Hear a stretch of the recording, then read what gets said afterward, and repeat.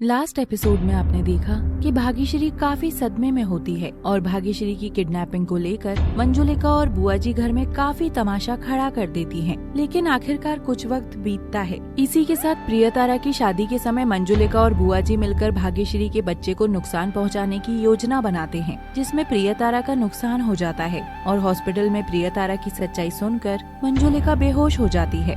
अब आगे। दीदी उठिए। दीदी। नर्स जल्दी पानी लाओ। अरे इन्हें अचानक क्या हो गया है? इन्हें एडमिट कर लेते हैं।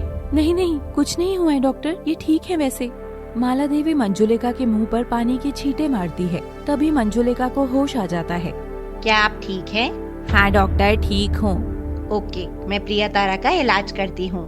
तभी वहाँ पर जितेंद्र भी पहुँच जाता है। नरसिंह देव शादी के कार्ड देने शहर से बाहर गया होता है, इसीलिए वो नहीं आ पाता। मुझे तो यकीन नहीं हो रहा कि 4 दिन बाद मेरी बेटी की शादी है और ये सब क्या हुआ है। हाँ दीदी, काश ये कोई बुरा सपना हो। दीदी संभालो खुद को। ये मैं क्या सुन रही हूँ? मुझे बताओ कि सब झूठ है भगवान। अरे क्या हो गया? प्रियतारा ठीक तो है ना? भाग्यश्री और जितेंद्र एक दूसरे की तरफ देखते हैं और वो समझ जाते हैं। अनर्थ हो गया जी, मुझे तो कुछ भी समझ में नहीं आ रहा। मेरी जिंदगी बर्बाद हो गई, मेरी बेटी की जिंदगी बर्बाद हो गई। माला, अब मैं क्या करूं? भाग्यश्री, तुम इतनी नॉर्मल क्यों लग रही हो? क्या तुम्हें ये सब पता था? मम्मी जी, मासी माँ, हॉस्पिटल में सब लोग सुन रहे हैं, हम बाहर जाकर बात करते हैं। मेरी बेटी जिंदगी और मौत के बीच झूल रही है। मैं कहीं नहीं जाऊंगी, तू यहीं पर बता सब। भाग्यश्री चुप रहती है और थोड़ी घबरा जाती है। मंजुलिका और माला देवी समझ जाती हैं कि भाग्यश्री कुछ न कुछ तो जानती है। अब किस मुंह से बताएंगे सबको? शादी भी टूट जाएगी। नहीं नहीं, ऐसा नहीं होगा। क्यों किया तूने ऐसा? मासी माँ, मैंने क्या किया है? भाग्यश्री, तुझे बिल्कुल भी शर्म नहीं है? तुझे ये सब पता था तो तूने हमें क्यों नहीं बताया? मैं तुझे जिंदा नहीं छोड़ूंगी। हुआ क्या प्रियतारा को? डॉक्टर ने बताया कि प्रियतारा प्रेग्नेंट थी और अब उसके बच्चे की मौत हो गई है। बोल, तू चुप क्यों है? जानती थी ना ये सब? हाँ, मैं जानती थी। मैं भी। ये मेरी बेटी के दुश्मन है, इन दोनों को मैं नहीं छोड़ूंगी। मेरी भोली सी बेटी को न जाने कहाँ फंसा दिया। तो जितेंद्र, ये सब तुम दोनों की सोची समझी चाल थी? और उसके पेट में किसका बच्चा है? मुझे कुछ नहीं सुनना है इस बारे में। इन दोनों को मेरी नजरों से दूर कर दो। मासी माँ, इसमें हमारी कोई गलती नहीं है। हमने तो बल्कि प्रियतारा की मदद की है। हाँ मासी माँ, हम सच कह रहे हैं। खबरदार जो अपनी गंदी जुबान से मेरा नाम लिया। तुम दोनों मेरी नजरों से दूर चले जाओ। मुझे शर्म आ रही है कि तुम दोनों मेरे बेटे बहू हो। ये हरकत करते हुए तुमने जरा भी नहीं सोचा कि प्रियतारा का क्या होगा? पर हमने सच में कुछ नहीं किया। पूरी बात तो सुनिए। मुझे कुछ भी नहीं सुनना। बस तभी वहाँ डॉक्टर आ जाती है। देखिए, हमें प्रियतारा के शरीर के अंदर से कुछ जहरीली चीज मिली है। उसने आज कोई शेक पिया था क्या? हाँ पिया था, दीदी ने ही तो बनाया था। सब लोग ये बात सुनकर हैरान हो जाते हैं। भाग्यश्री समझ गई थी कि मंजुलिका ने ही उसके शेक में कोई चीज मिलाई थी, लेकिन वो चुप रहती है ताकि माहौल न बिगड़े। उस शेक में जो चीज मिलाई गई थी वो प्रेग्नेंट औरत को नहीं दी जाती, उससे बच्चा पेट में ही मर जाता है। प्रियतारा कैसी है डॉक्टर? चिंता मत कीजिए, वो ठीक है। कुछ देर में उसे होश आ जाएगा। इतना कहकर डॉक्टर वहाँ से चली जाती है। शेक में आपने क्या मिलाया था मासी माँ? तुम अपने काम से काम रखो। तेरी बीवी को तो कुछ नहीं हुआ है ना? हॉस्पिटल में तो मेरी बेटी पड़ी है। तो क्या आप भाग्यश्री को हॉस्पिटल में पहुंचाना चाहती थी? जितेंद्र, ये सब बातें हम घर में जाकर करेंगे। अब दोनों यहाँ खड़े खड़े मेरा मुंह क्या देख रहे हो? यहाँ से दफा हो जाओ।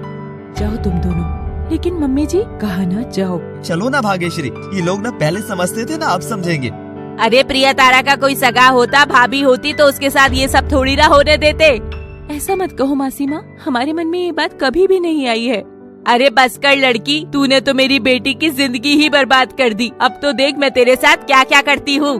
जितेंद्र, भाग्यश्री, तुम अभी फिलहाल यहाँ से जाओ, हम बाद में बात करेंगे। जितेंद्र और भाग्यश्री वहाँ से चले जाते हैं। दीदी, एक बात पूछूं? बोल। शेक में दवाई आपने ही मिलाई थी ना दीदी, भाग्यश्री को देने के लिए? हाँ, मैंने ही मिलाई थी। तो मतलब आप अभी तक सुधरी नहीं हैं? अच्छा ही होता अगर वो शेक भाग्यश्री पी लेती तो आप मेरे जितेंद्र के बच्चे को मारना चाहती थी? नहीं, मैं भाग्यश्री के बच्चे को मारना चाहती थी। वाह दीदी वाह, दूसरों के लिए खोदे हुए गड्ढे में आप खुद ही गिर गई। अब देखो क्या क्या देखना पड़ रहा है। अरे ये सब ना होता तो हमें कैसे पता लगता कि भाग्यश्री जितेंद्र क्या काली करतूतें कर रहे हैं। देखा तूने, भगवान जो करता है अच्छे के लिए करता है। आप अभी भी ये बात कह रही हैं? क्या आपने नहीं देखा भाग्यश्री ने आपका नाम तक नहीं लिया, जबकि वो जानती थी कि शेक तो आपने बनाया है। तो क्या मुझ पर एहसान किया है? ले लेती मेरा नाम, मुझे उससे डर नहीं लगता। और तू देख, अब उस घर में या तो मैं रहूंगी या फिर वो रहेंगे। ये आप कैसी बातें कर रही हैं? मेरे बेटे बहू कहीं नहीं जाएंगे। अरे तू पागल हो गई है क्या? इतनी नीच हरकत करने वालों को माफ करेगी क्या तू? ऐसा क्या किया है? पता नहीं प्रिया तारा को किसके पास लेकर गए थे उस रात। क्या मतलब? अरे याद करो, उस रात प्रिया तारा को ये लोग घर नहीं लेकर आए थे और तब से ही प्रिया तारा के साथ ये सब हो रहा है। हाँ याद है मुझे। तो ये गलत काम करते हैं, तभी बेचारी प्रेग्नेंट हो गई। जिंदगी बर्बाद कर दी मेरी बेटी की। मंजुलिका माथे पर हाथ मारते हुए जमीन पर बैठ जाती है और रोने लगती है। दीदी संभालिए खुद को, सब ठीक हो जाएगा। क्या खाक ठीक होगा? अब तो उसकी जिंदगी में कुछ बचा ही नहीं, अब तो शादी भी टूट जाएगी। दीदी मेहर को थोड़ी ना कुछ पता है, तब तक प्रियतारा ठीक हो जाएगी। अरे आज नहीं तो कल पता लग ही जाएगा, हम क्या जवाब देंगे। और इन सब की वजह जितेंद्र और भाग्यश्री है।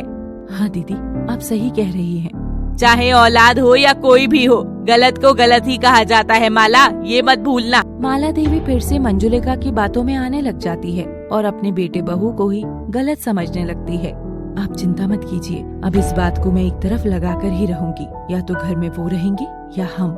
वही तो मैं कह रही हूँ, भगवान न करे कल को किसी और की बेटी के साथ ऐसा कर दिया तो। तभी वहाँ पर डॉक्टर आती है। प्रिया तारा को होश आ चुका है, आप उससे मिल सकते हैं। मंजुलिका और माला देवी प्रिया तारा के पास जाती हैं। कैसी हो बेटी? मैं ठीक हूँ, मुझे माफ कर दीजिए, मुझसे गलती हो गई। ऐसे मत बोल बेटी, मैं जानती हूँ ये सब भाग्यश्री और जितेंद्र का किया धरा है, तू चिंता मत कर। क्या मतलब मम्मी? मतलब यही कि उन्होंने ही तुझे फंसाया है, तभी तेरी ये हालत हो गई है। नहीं मम्मी, उन्होंने मुझे फंसाया नहीं है, बल्कि मुझे बचाया है। अगर वो ना होते तो अब तक तो मैं मर चुकी होती। ये तू क्या कह रही है? इसके बाद प्रिया तारा सारी सच्चाई माला देवी और मंजुलिका को बता देती है कि कैसे वो मिहिर के बच्चे की माँ बनने वाली थी और आत्महत्या करने वाली थी, लेकिन जितेंद्र और भाग्यश्री ने ये सब ठीक कर दिया था। जितेंद्र, मुझे तो कुछ भी समझ नहीं आ रहा, अब क्या होगा, अब कैसे समझाएं? तुम चिंता मत करो, वो घर पर आए तो बात करते हैं। भाग्यश्री और जितेंद्र घर पर परेशान बैठे होते हैं। तभी वहाँ पर मंजुलिका आती है। मंजुलिका भाग्यश्री के पैरों में गिर जाती है। मुझे माफ कर दे, मुझसे बहुत बड़ी गलती हो गई। मासी माँ, ये क्या कर रही हैं? जब तू छोटी सी शादी करके आई थी तब से मैं तेरी दुश्मन बनी हुई थी, पर मुझे नहीं पता कि आज मेरी बेटी जिंदा है तो उसकी वजह तुम दोनों हो। हाँ बेटा, हम सब जान गए हैं। मैं सच में बहुत बुरी हूँ, मुझे माफ कर दे बेटी। भाग्यश्री उसे गले लगा लेती है तो बड़ी ही धूमधाम से प्रिया तारा की शादी भी हो जाती है और मंजुलिका बिल्कुल सुधर गई थी और वो भाग्यश्री का बहुत ध्यान रखती है। ऐसे ही धीरे धीरे भाग्यश्री की गर्भावस्था का समय भी बहुत अच्छे से निकल जाता है। मंजुलिका और माला देवी उसका जरूरत से ज्यादा ध्यान रखते थे। 9 महीने बाद भाग्यश्री की एक प्यारी सी बेटी पैदा होती है। आज मैं बहुत खुश हूँ, मैं दादी बन गई। हाँ दीदी, मैं भी। आज मैं पूरे घर में, पूरे मोहल्ले में थाली बजाऊंगी। हाँ, और मैं बुआ। भाग्यश्री ने हमें बहुत बड़ी खुशी दी है। अब भाग्यश्री की जिंदगी में सब अच्छा हो चुका था। सब उसे पसंद भी करते थे और प्यार भी करते थे। सब लोग बहुत खुश थे। दोस्तों, हमारी बाल विवाह की सीरीज को लाइक करने के लिए आप सभी का बहुत बहुत धन्यवाद। ऐसी ही इंटरेस्टिंग कहानियों के लिए हमारे चैनल को सब्सक्राइब कीजिए। Thanks for watching.